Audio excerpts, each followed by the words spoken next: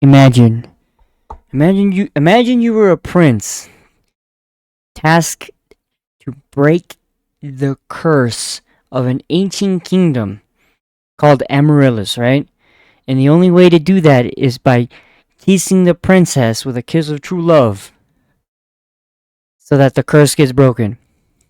But nobody told you that there were going to be 7 princesses under the same curse.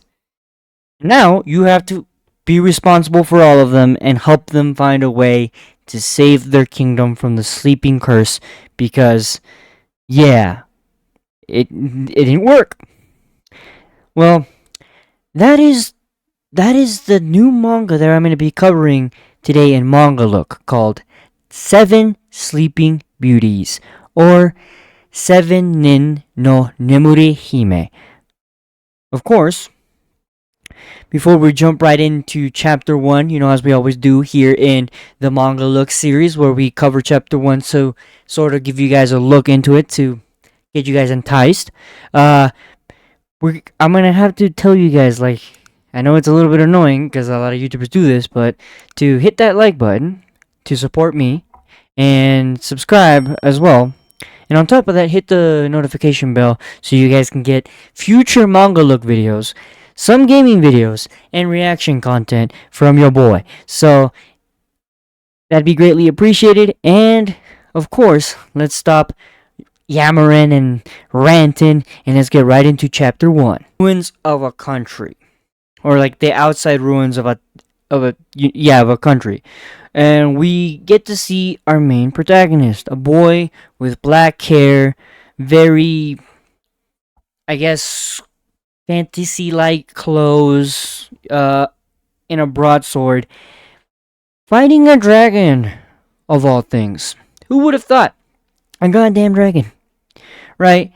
And he's pretty much like struggling to fight this dragon, right? He's like swinging at its legs and stuff, which is not doing much to the dragon. So he has the dragon glaring at him in confusion, like, you thought that was gonna do something to me, and he's like, oh shit. He gives like, oh shit look. Oh man, I did not expect this, but either way, he starts running because he's noticed he pissed off the dragon, and he dodges it.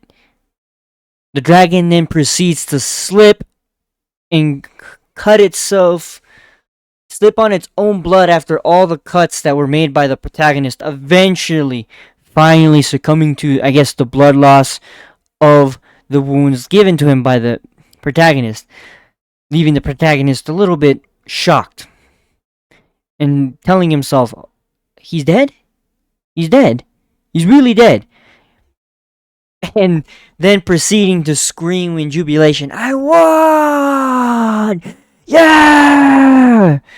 After, 3 days of fighting this guy, but he says a win is a win. And he's right. A win is a win. Of course, man. After that, he opens up the scroll, right?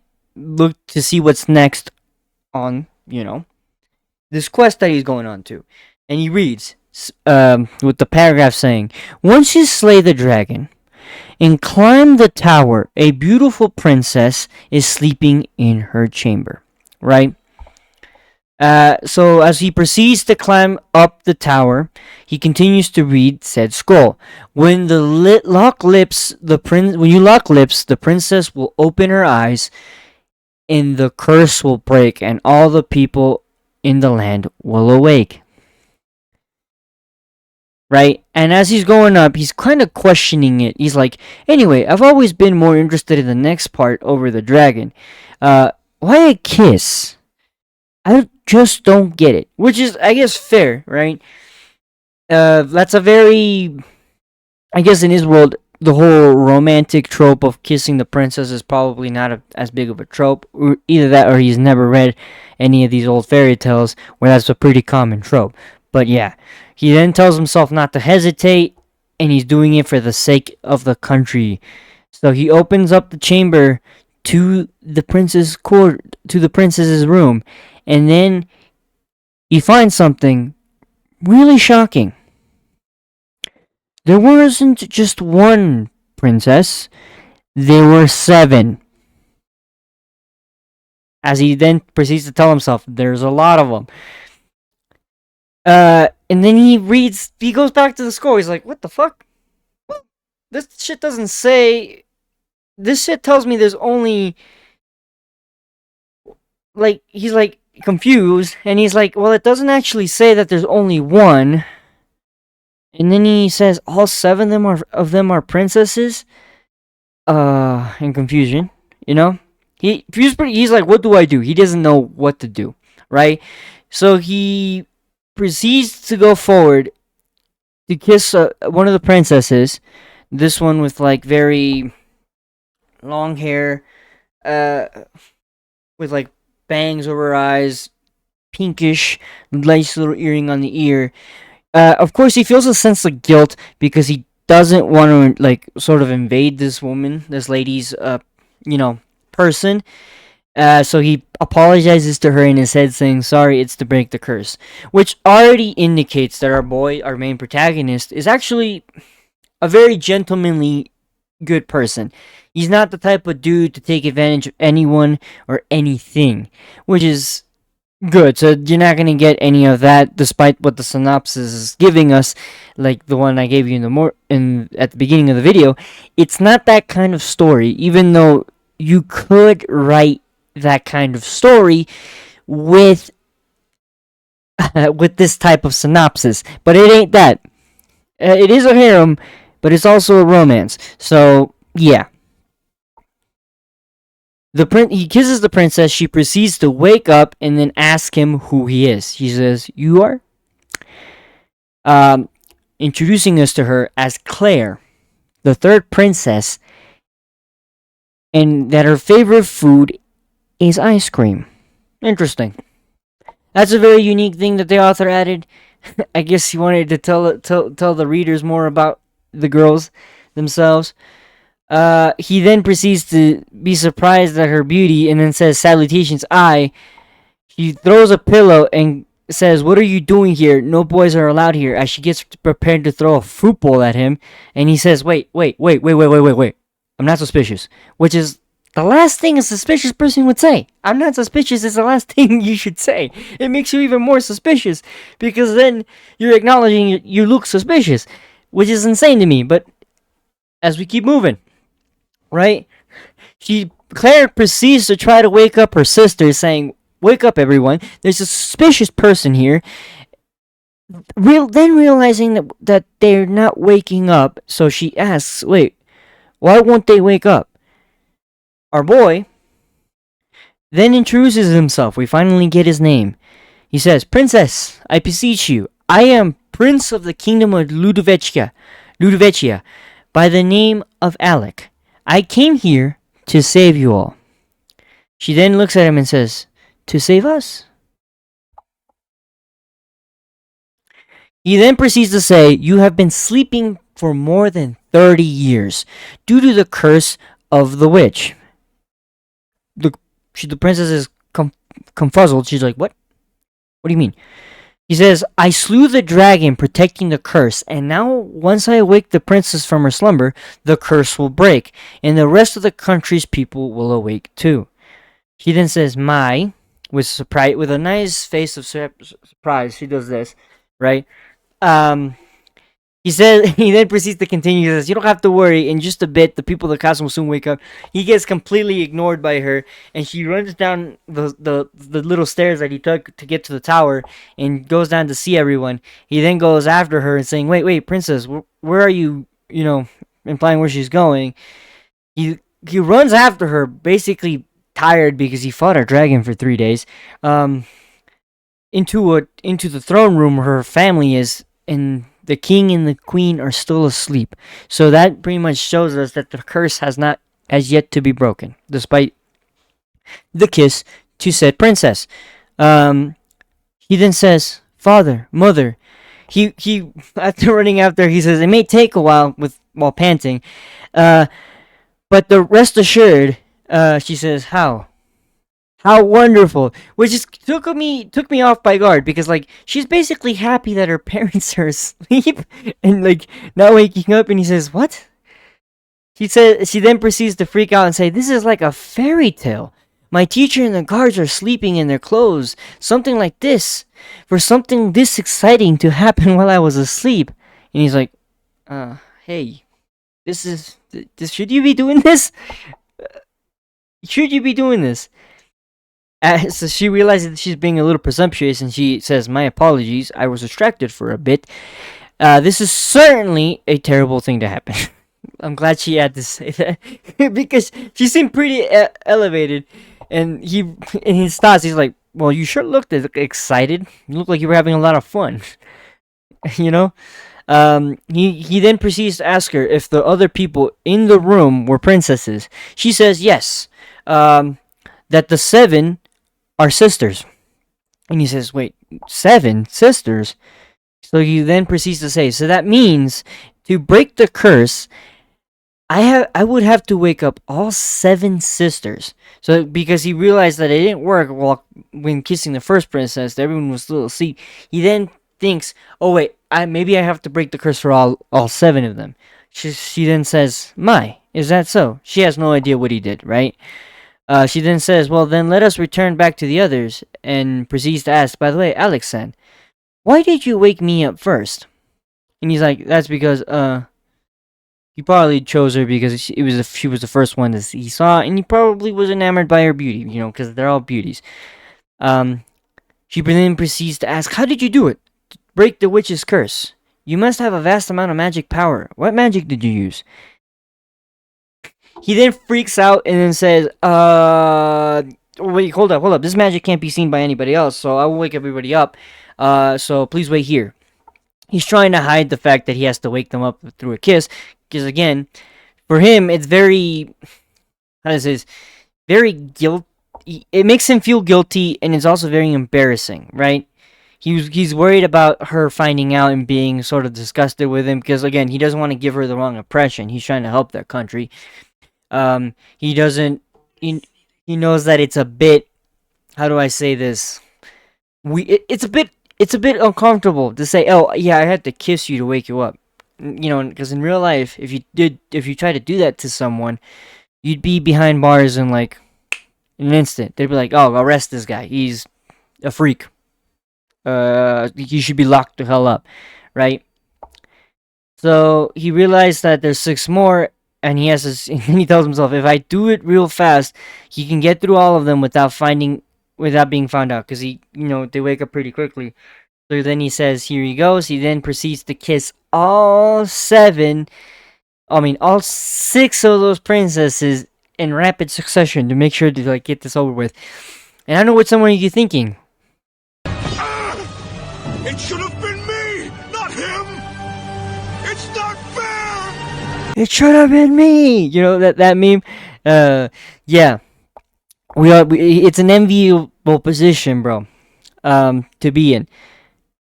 And for those wondering, most of these girls are 17 plus, okay? With the oldest being 22. So, okay, so most of them, like, the 2 older ones are in their 20s. Well, about 3 of them are in their 20s. And, like, the other 3 are, like, younger. But they're closer to the age of the protagonist, who's 17 or 18, around there. So, you're safe, but be careful. Not all of them are of age. You know what I mean? The princesses then proceed to wake up and say, it's morning. We then have a panel of Claire outside admiring the weather, and then one of the princesses he hits smacks our protagonist Alec in the face. She's a dark-haired girl with little buns.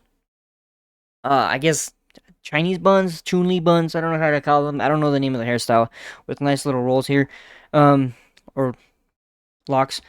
She slaps him and then says, "A suspicious person. What are the guards doing?" She clearly does not realize that everybody is still asleep, and so yeah, that the thing. So she thinks he's trouble. Claire then hears that and says, "Please wait, Charlotte. This isn't a person. This isn't someone suspicious." We proceed to get the name of the girl. Her name is Charlotte. She says, "Claire, um, Claire then proceeds to say, "This man came from afar to save us." Right? Um, we get introduced to Charlotte, the fifth princess, whose favorite food is strawberries. The author continues to introduce the princesses like this. He gives us their names, what number princess they are, along with their favorite food, which is pretty unique. Um, she then says, "What do you mean, Claire?" And she then proceeds to say, "Why are you in your pajamas? Where have you been, and why are you in your pajamas?" Claire then says, "I didn't notice." But she said, "But it's fine. Everyone's asleep, is fast asleep." So she's like, "Oh, no one can see me in my very, revealing pajamas, if because everybody's asleep." They're not that revealing. They're just, of course, they're ladies, and seeing a lady in their sleepwear is, of course, in this time period, would be considered uncouth. Charlotte ignores Claire and then proceeds to say, "Well, anyway, there is no way it's fine to have an unknown gentleman in our bedroom because, again, these ladies are very pure. They're very, you know, they're they're Charlotte, for one, is very anti-men. The other girls are fine with Alec. Charlotte is probably the hardest on him. You know, she's a bit of the tsundere character, like, previous tsundere characters, as a lot of you might know, like, for example, Noelle from Black Clover. She then says, "Now, would you please leave, or are you planning to watch us change clothes?" Again, she's very, very aggressive. He then, Alec proceeds to walk out while holding his cheek because he got slapped. Um, Followed by a nice little background on his youth, right? He thinks back to his mother and says that he accomplished the mission. And as we see his mother awake, trying to find Alec because he wasn't asleep, um, uh, she then runs into him and says and asks him, "My, why does your face look like that? Was it your brother again? Looks like I'll need to have another talk with him tomorrow." And then he proceeds to tell his mother, "No, mother, it's because I'm weak. Brother was just thinking of me." Which is, I guess, his way of coping with the fact that his brothers like to beat up on him. Um, his mother looks at him with a smile because she knows that he's a kind young man trying to cover for his brother, and she tells him to come. He then grabs a book and tells him, "If you can't sleep, how about I read you a picture book?" He then proceeds to say, "But they're for kids. It's been a while. Now, uh, the mother proceeds to ignore him and says, "Well, it's been a while. Now, which one? Do you know the tale of the sleeping princess? The same little scroll that he found." And he's like, "Sleeping princess?" She says, "That's right." He then proceeds to say, "Is that country's Amarilla's citizens, are they still asleep now?" She then proceeds to say, "I haven't heard anything about the Forest of Thorns disappearing, so I assume they still do. What a strange tale." This was all after, reading him the book. She then tells him, "Well, lights out," as she blows out the candle. She sees that her son begins to tear up with how unfortunate, because again, our boy Alec is a very kind person. He's thinking about the citizens and like how they're suffering under the curse, and he wants to help them. He then, that's what he tells him. That's what he says that he's gonna do here. He says, "I will go to that country. I will go save that country. If you take down the dragon, then all the people will wake up, right? I might not be able to do any to right now, but someday." This was before he learned about what he actually needed to do, but when he was a young kid, he thought that he had to kill the dragon, uh, and that was enough. But that clearly wasn't the case. It's not the case in a lot of these fantasy-like stories. There's always more. His mother smiles at him and says that he's such a kind child, and she encourages him, saying, "I'm sure you will do it." And she tells him, "Now go to sleep so that you become strong." After 10 years of training, he visits his mother's grave because, as we see, his mother tragically died. And after telling him good night, he still remembers her words of her good night after reading him that story. He then gets walked up to by this priest-looking man, telling him that His Majesty was calling him. He then excuses himself from his mother's grave out of respect for his mom. Again, because Alec is a very kind person. He then confronts his father, the king of the kingdom of Ludovicea, the kingdom where Alec, I think, is either the second or the fourth prince. Um, Alec says, Alec's father says, "I'm surprised, Alec. I've heard of your quest, but are you really going to go out by yourself?" Alex, Alec then responds, "Yes, father. I must test myself." And his father responds with, "Is this fine? I'm not sure he can pull this off." His brother, the third prince, and his older brother, the first prince, both sort of respond with the third prince saying that many brave men went there and have troubled, and they died to the dragon. And of course, it seems like the third prince is kind of worried for his brother. Clearly, I don't think he gives off like malice. The first prince though is a bit. He's very hard on Alec. I wouldn't say he's a. I don't know. I guess he's kind of a dick, but I wouldn't say he's malicious. He then starts laughing. Isn't that perfect? It's better to send off this slacker than let him sit around. After all, this is the older brother, the first prince, saying this. He then proceeds to say, "Your brains are crap, and your sword is half-assed.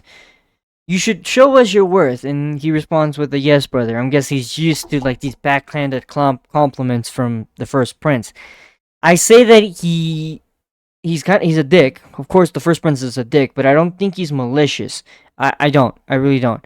He seems like the type of guy that says things how he truly feels, but he doesn't realize that it hurts the people he's saying it to. So his father says, "Okay, whatever, go conquer the country." Alec lies and says, "Sure, leave it to me. I certainly will." So his dad wants him to conquer this country. Um, Alec then says that he will defeat the dragon and break the witch's curse and bring the kingdom of Amaryllis under the rule of his kingdom, and he responds to as if he's not gonna do that. He was never gonna do that. His goal was to save that country. As we find out as he's riding toward it, he says, "I decided to save that country. I must wake up everyone and warn them of the coming danger." As like again, showing to us the readers that he is a good person and that he's not there for any unperturbed reasons or anything. He always thinks of others before himself. So he then starts to think, after reminiscing, he says, that being said, he needs to get the girls on his side. He needs to gain their trust, right?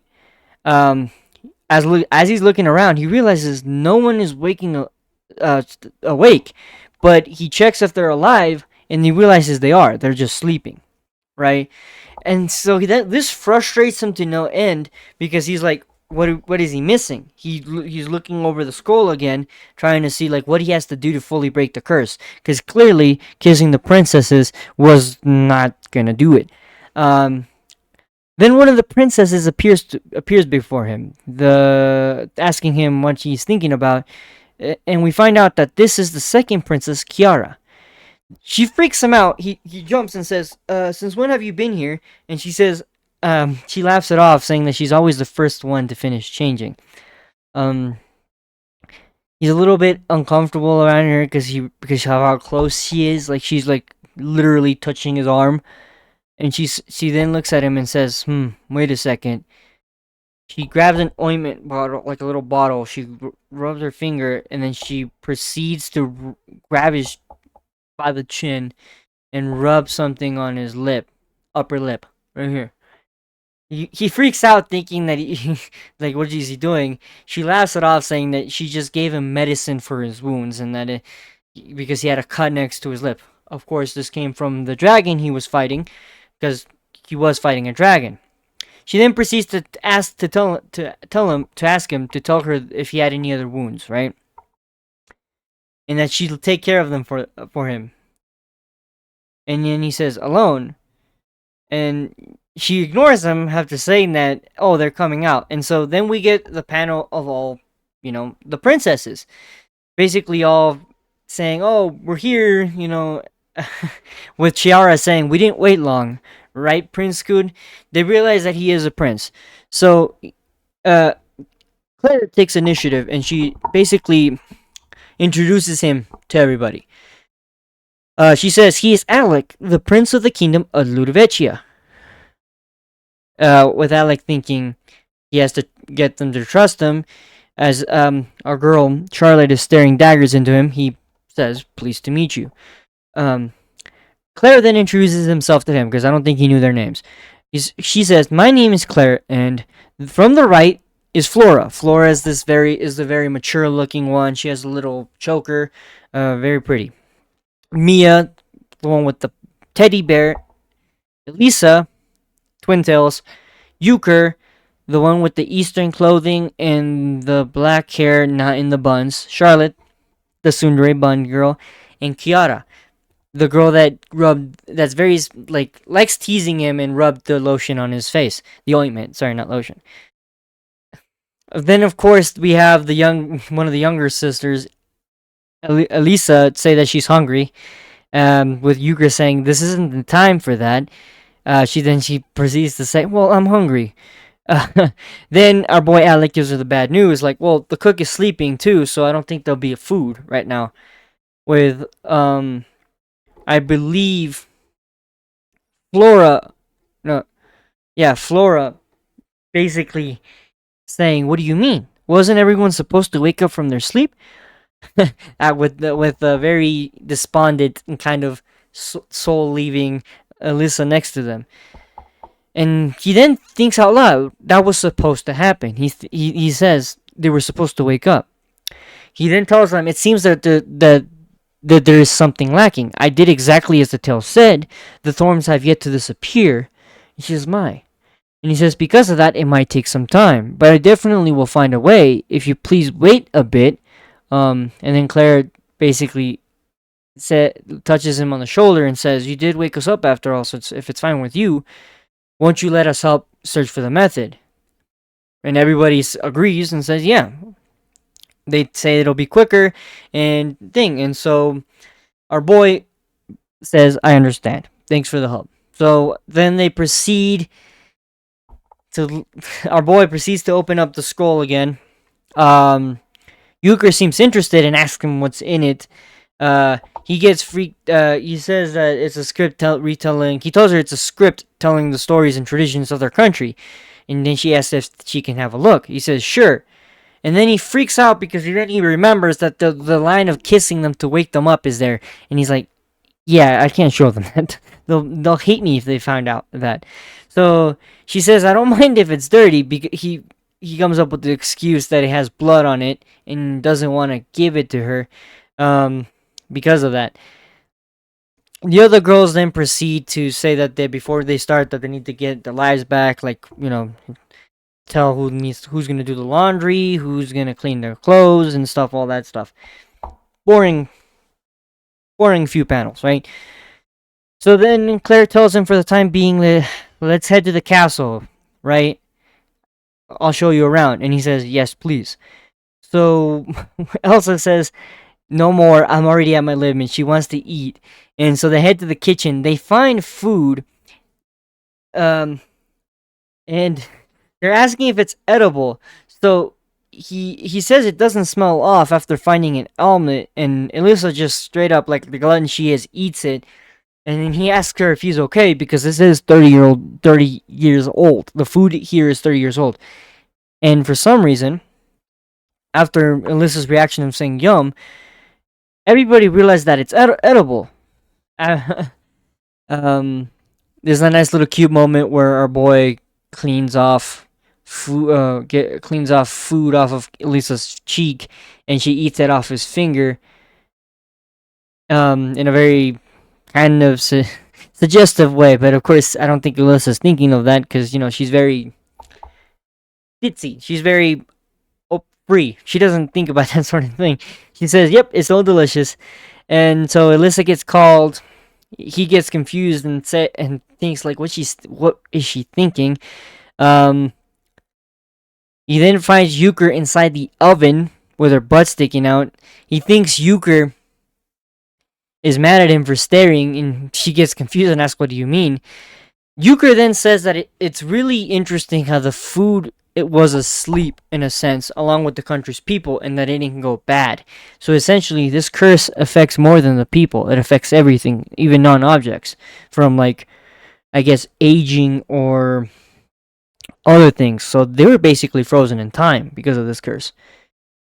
Our boy agrees, and so Yuga continues to grow, and she's wondering where the ivy's going from, and if they why they haven't withered without water. And so she takes some samples and studies it in her room. She then proceeds to say that there isn't much she knows, but there are many things yet to see beyond the castle. And he then asks if they haven't gone outside. She says no, she hasn't. She says that as soon as they were born, they received that prophecy about being cursed, and so the king freaked out and raised them in safety. So he sort of raised his 7 daughters in seclusion. And she says, "Well, it seems the curse came here anyway, just according to the prophecy." This interested our boy. While he was pensive,ly thinking, Euchre gets close and says, "Hmm." She says, "What is this? What an strange eye color." She thinks that our boy's eye color is strange, and he says, "Eye." She says, "This is the first time I've seen an eye color like that." He says, "What?" He then freaks out, saying she's too close, and our girl Charlotte says, "Come on, you two." She then calls for our girl Euchre calls Sir Alec to head outside to eat. So they run into Claire, and Claire says, "Now that Alec is here, follow me." So then she shows him around the castle. They get into this beautiful garden to eat. Um, she then proceeds to tell our boy Alec that yeah, it is beautiful, but we normally can't enter it. The last time, they caught many bugs with Euchre, and we took them back with us. After that, they weren't allowed because again, their father is very overprotective because of the curse. Our boy's thinking she's very much a tomboy. He then helps Flora set up the picnic basket, saying, "Is it fine here?" She says, "It's perfect. I apologize for getting you to help me." And he says, "No problem. Of course I'd help." Uh, of course, our girl, um, Flora says the Ada Ada and says, "Well, how reliable." And he realizes that Flora is a very calm type princess. Claire then tells him to hurry up. Hears that they're hurt.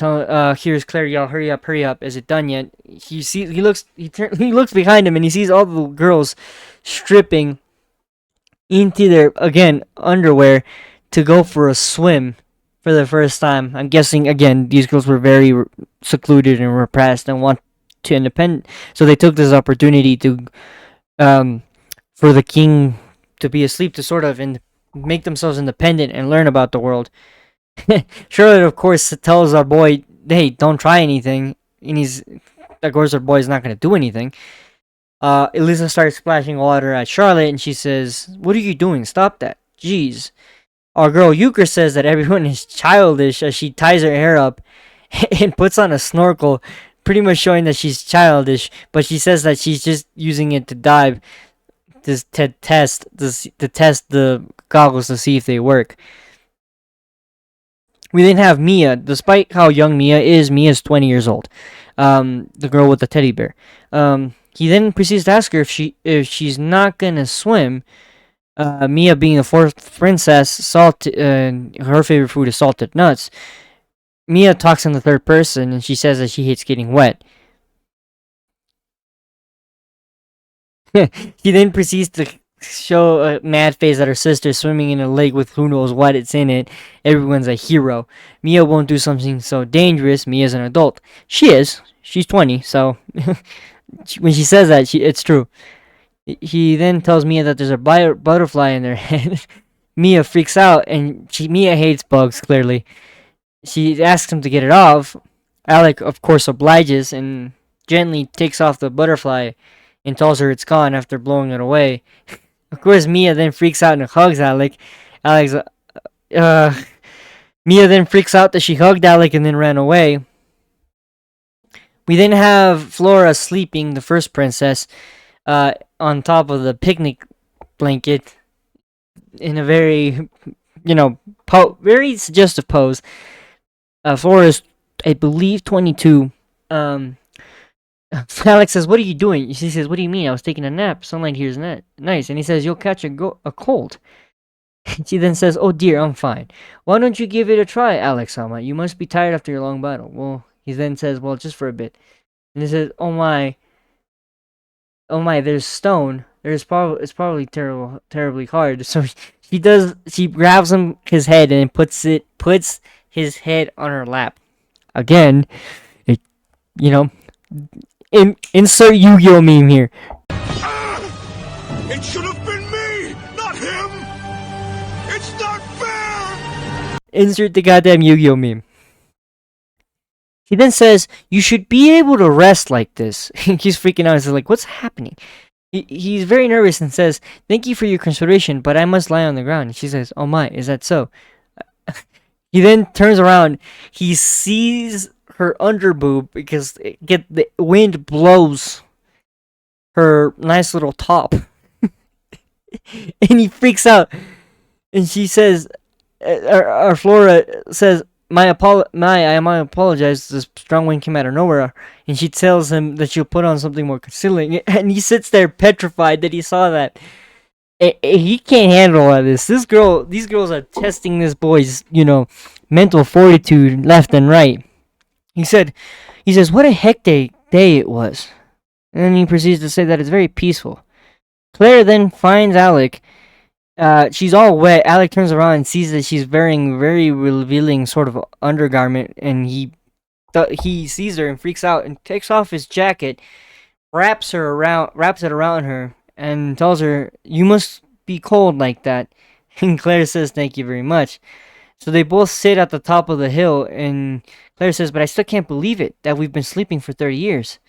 We have to hurry up and wake everybody else," as Alex says, and she says, "Yes, certainly, but it's a bit exciting, don't you think? It feels like we're the only people in this world." Sorry, that sounded a bit strange.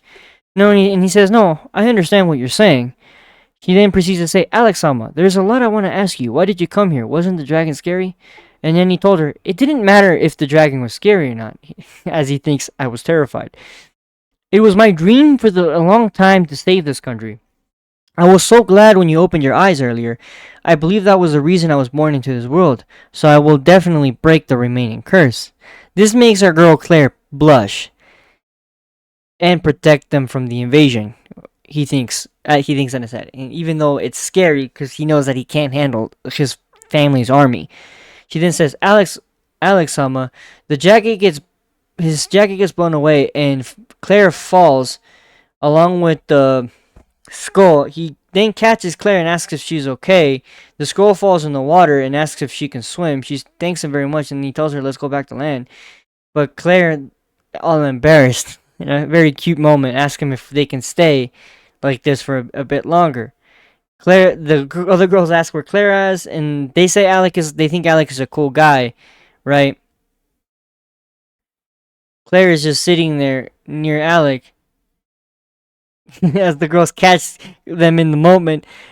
Of course, what's her name? Charlotte yells at Claire, "Claire, get away from him. What's wrong, everyone? Giving us all a kiss to wake us up. Is that true?" Oh, because he dropped the scroll.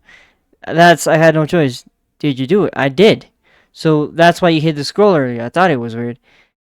Did you know you can't just walk around kissing girls? Like, he agrees. He's like, "I know, but it's like I had no choice. That was the only way to wake you guys up. If he knew another way, he would have done it."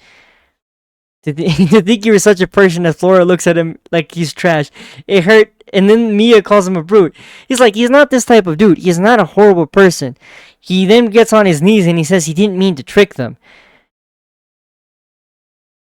So she says, "Because of the dragon, I'll allow you to be excused with banishment. Please return to whence you came from.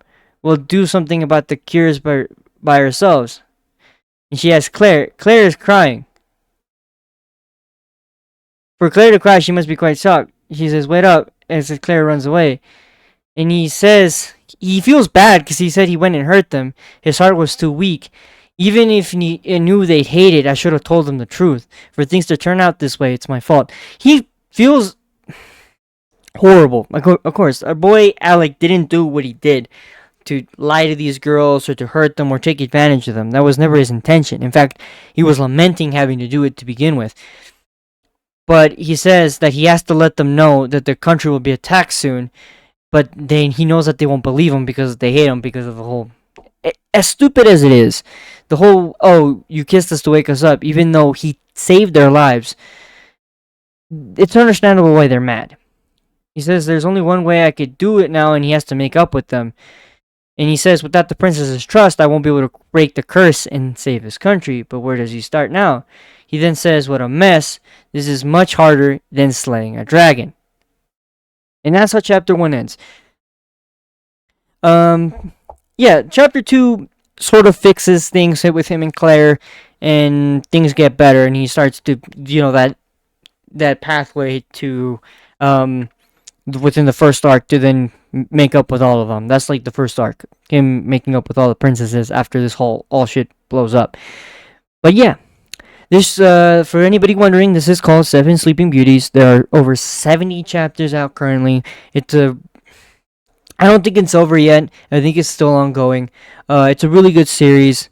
I recommend you guys all read it. And yeah, thank you guys for watching. And as always, adios.